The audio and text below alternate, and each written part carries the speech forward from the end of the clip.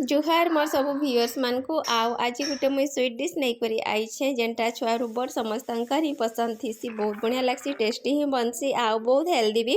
तो यहाँ एक्चुअली रे हाँ मुई गाजर हलवा ही बनावा के जाऊे। तो गाजर गुड़ाक मुई जेन नहीं सबके धुई धुआ दौचे यहाँ सफा कर ही धुईदेली आउे गाजर के मुई यहाँ तार चुपा मुई छड़े नौचे गोटे गोटे कर हेन्ता एका सबू गाजर चुपा के यहाँ मुई छड़े नौचे आउ चुपा छड़े सारापर ग्रेटर यहाँ मुई ग्रेट कर नौचे ग्रेट कलाटा ही बेसी टेस्ट आसी आउ हेंती तो सीटी भी काटिक मराले हेसी गाजर हलवा बाकी से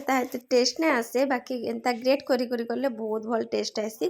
तो यहाँ मुई सब गाजर के ऑलरेडी ग्रेट कर नेली न पूरा छोटिया छोटिया बेसी चुन चुन भी नहीं ठीक पीसेस रे होइछे बहुत बढ़िया ही होइछे। तापरे मुई गोटे कड़ी रे गुआ घी नेली गाईर पूरा शुद्ध देसी घी नहीं आउ से मुई गाजर के जेन ग्रेट करके रखी सेटा के दे नौचे भाजी नेबार लगी गुआ घी भाजले तार फ्लेवरटा बहुत बढ़िया आसी आ बहुत टेस्ट लगसी। तो गुआ घी ही देसी मुई भाजले आउे भाजी हो सारा केते टाइम ऑलरेडी टिके टिके सीझी गला जेते बेले सेने मुई एटा क्षीर पके नौचे क्षीर दे करी फिर किछि टाइम तक इटा सीझी जिबा क्षीर रे एका क्षीर ऑलरेडी मुई आगरू गरम करी रखी फुटे करी रखी तापर यहाँ से गरम क्षीर ही इना मुई ऐड कर दौचे फुटला क्षीर के तापर चीनी देदेली जेते मीठा दरकार से हिसाब रे ही यहाँ मुई चीनी दे नौचे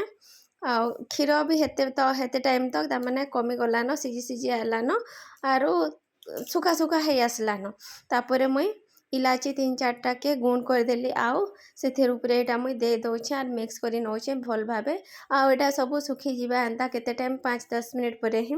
आउ सुखी गला परे यहाँ मुई तार उपरे मिल्क मेड टिके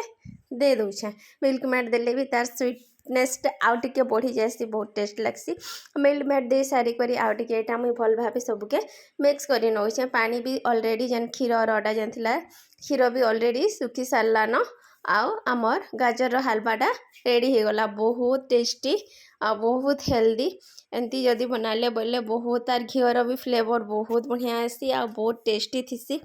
तो समस्ते एंती ट्राए करूँ आउ तो छुआ मैंने बहुत पसंद करसन छुआ मनकर बहुत फेवरेट थीसी। तो रखुचे बाय।